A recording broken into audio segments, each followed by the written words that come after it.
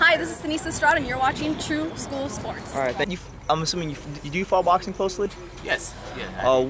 You're a super middleweight, so what do you think about the whole overall landscape of the division right now? Well, we have the WBC champ, Batty Jack, relinquishing his belt and moving up in weight to super middleweight. So that leaves, that belt, vacant. And then we have DeGale, who's established himself as a reputable, champion at that weight class. Ultimately, those guys are,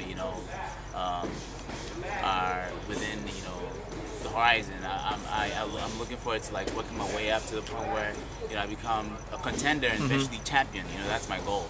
And I'm not just doing this to be, a participant. I'm doing this to become champion. So obviously, I have my eyes set on these guys. We have Ramirez, who also has a version of the belt. Caleb? And then, Caleb Plant himself is there. Caleb and I have over 1,000 rounds sparring between us. So he knows me very well, and I know him very well. So that is all in the pipe. And we have people like GGG, Triple G, who are at the middleweight, but you never know, could pop up to super middleweight anytime.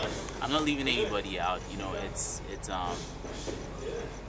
It's a journey, like I said, and if you want to be the best, you got to fight the best. Exactly. I believe that I'm slowly growing into that position where I will be able to challenge these guys and actually beat them and become world champion. But I'm willing to go through the process and get there. And that's half the battle. A lot of the fighters don't want to go through the process, and you seem very willing to do that. I don't want to hold you too much longer, but as far as the fights coming up, GGG Jacobs, Danny Garcia Thurman, how do you view those fights? Well, Danny Garcia is a very skillful fighter, and you find that in some of his toughest fights he's been able to avail himself, against the Argentinian. I don't remember. Matisse, good. Yeah. He was able to avail himself in that fight against Khan. He was the underdog.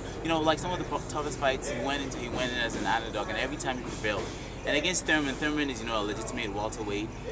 Danny Garcia is more a 140-pounder coming up, and I expect that to play into the to play to Thurman's advantage. The whole weight difference, the fact that he's a full-fledged welterweight, but Danny Garcia also has a lot of skill, which makes it a really tricky draw. But I expect Thurman's power and the fact that he's a full-fledged welterweight to eventually be the deciding factor at the end of the night.